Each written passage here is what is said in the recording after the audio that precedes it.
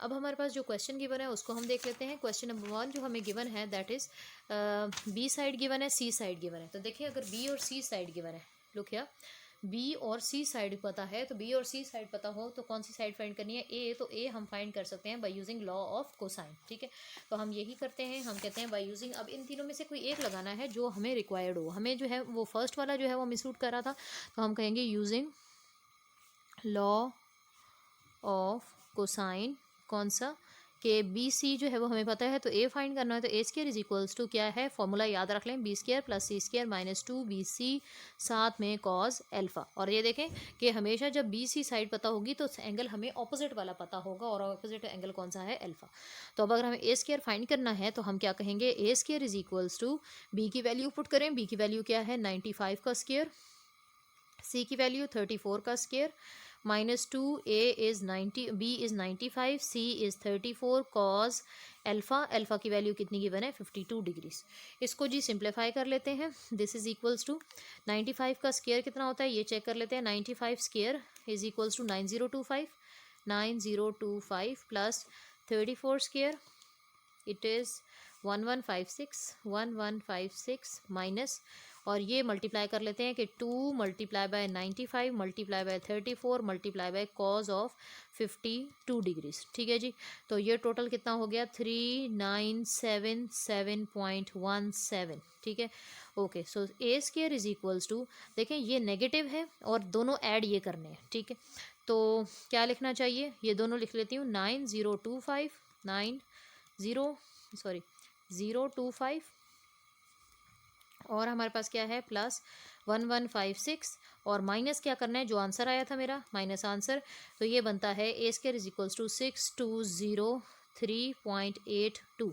लेकिन हमने क्योंकि ए स्केयर तो नहीं चाहिए, ए चाहिए, तो हम दोनों तरफ क्या ले लेते हैं, स्केयर रूट।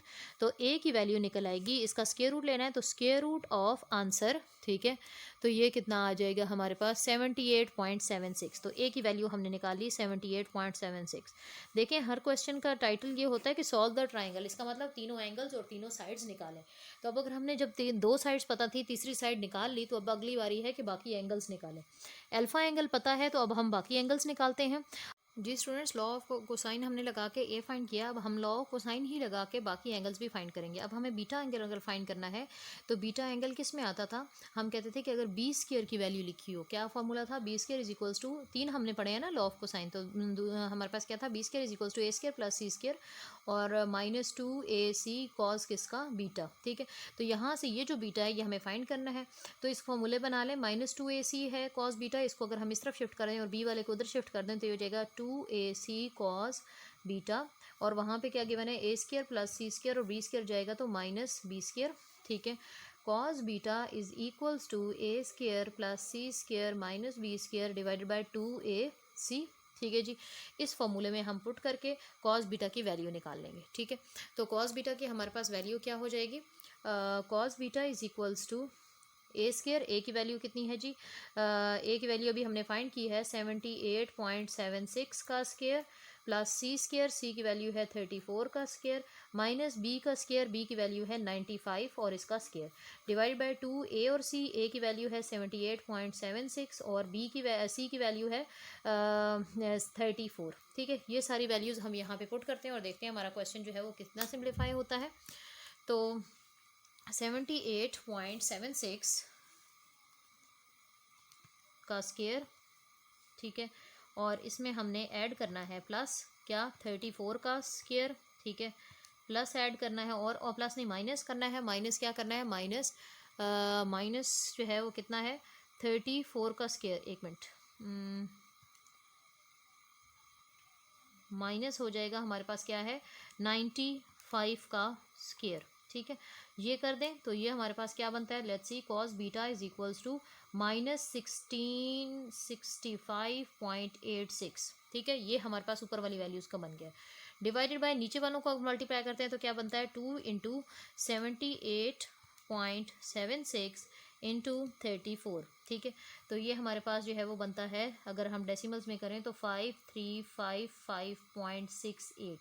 तो cos beta is equals to, दोनों को डिवाइड कर देते हैं, ऊपर वैल्यू बनी थी -1, आंसर नहीं लिखना, -1 665.86 डिवाइड किससे करना है, अभी जो हमने आंसर निकाला है तो ये बनता है -0.311 और बीटा इज इक्वल्स टू क्या हो जाएगा, कॉज इनवर्स ऑफ दिस -0.311। तो जब मैं कॉज इनवर्स करती हूँ, कॉज इनवर्स ऑफ दिस 311 यानी cause inverse of the answer, तो ये बनता है हमारे पास 108, लेकिन हमने तो इसको डेसिमल्स में और डिग्रीज मिनट सेकंड्स में करना है, तो बीटा इज इक्वल्स टू आ जाएगा 108 डिग्रीज 7 मिनट्स एंड 20 सेकंड्स। ये हमने बीटा निकाल लिया। नेक्स्ट स्टेप अब हमारा क्या है, बीटा हमने निकाल लिया है और हमें क्या पता है, अल्फ़ा भी पता है, तो हम लोग रिजल्ट यूज़ कर सकते हैं। क्या रिजल्ट होता है हमारे पास, रिजल्ट होता है जी कि alpha plus beta plus gamma जो है वो कितना होता है 180 डिग्रीज़। तो हमें अब अल्फ़ा बीटा पता है, तो गैमा इज इक्वल्स टू क्या हो जाएगा 180 degrees minus alpha minus beta. ठीक है, तो ये हो जाएगा gamma is equals to 180 degrees minus alpha की वैल्यू है 52 डिग्रीज़ माइनस बीटा की वैल्यू है 108 degrees and 7 minutes and 20 seconds. ठीक है जी, ये हम फाइंड आउट करते हैं। तो 180 डिग्रीज़ डिग्रीज़ माइनस 52 डिग्रीज़ और माइनस 108 डिग्रीज़ हो जाएगा हमारे पास और 7 मिनट्स एंड 20 सेकेंड्स। ठीक है जी, तो ये अगर हम माइनस करें तो ये हमारे पास बनता है गैमा की value that is 19 degrees 52 minutes and 40 seconds. तो इस तरीके से आपने तीनों एंगल्स अल्फ़ा बीटा गैमा निकाल लेने हैं और ABC साइड्स निकाल देंगे हैं by using law of cosine. जी स्टूडेंट्स, अगला जो है 3, 4, 5 क्वेश्चन जो है वो 1 के सेम पैटर्न पे है, तो ये आपने खुद करना है। This is your homework question. Next जो लॉ हमने डिस्कस करना है that is law of tangents. ठीक है, लॉ ऑफ टेंजेंट्स क्या होता है, देखें हमने अभी तक 2 किस्म के लॉ पढ़े हैं, law of science and law of cosines. अब हम पढ़ रहे हैं लॉ ऑफ टेंजेंट्स। अभी तक जो हमने क्वेश्चंस किए हैं वो लॉ ऑफ साइंस से भी किए हैं, लॉ ऑफ कोसाइन से भी किए हैं। अब हमने लॉ ऑफ टेंजेंट्स भी यूज़ करने होंगे डिपेंडिंग अपॉन के क्वेश्चन में अगर लिखा है या नहीं। तो ये कहता है कि लॉ इस तरीके से होता है कि जो साइड्स है ना ए और बी, और ये एंगल है अल्फ़ा और बीटा, तो फॉर्मूला है a minus B divide by a plus B is equals to tan alpha minus beta by 2 tan alpha plus beta by 2। ठीक है, अगर कब, जब हमारे पास साइड्स हों a और b, ठीक है, या फिर एंगल हों अल्फ़ा और बीटा, और अगर हमारे पास साइड बी सी हो तो हम कहते हैं B minus C divide by B plus C tan beta minus gamma divide by beta plus gamma divide by 2। ठीक है, यानी कि अगर बी सी साइड्स होंगी तो उनके करस्पॉन्डिंग एंगल बीटा और गैमा लेंगे, अगर ए बी साइड्स होंगी तो उनके करस्पॉन्डिंग अल्फा बीटा उनके एंगल लेंगे। अब अगर सी और ए साइड गिवन है तो C minus A divide by C plus A is equals to tan, अब सी के करस्पॉन्डिंग जो एंगल है वो कौन सा है, गैमा, तो gamma minus alpha by 2 tan gamma plus alpha by 2। ठीक है जी, तो ये 3 जो है वो हमारे क्या हैं, फॉर्मूलाज हैं for the law of tangent. अब ये हमने यूज़ करने हैं क्योंकि अगले हमारे जो क्वेश्चन है उसकी रिक्वायरमेंट ही यही है कि आपने ये लॉज यूज़ करने हैं।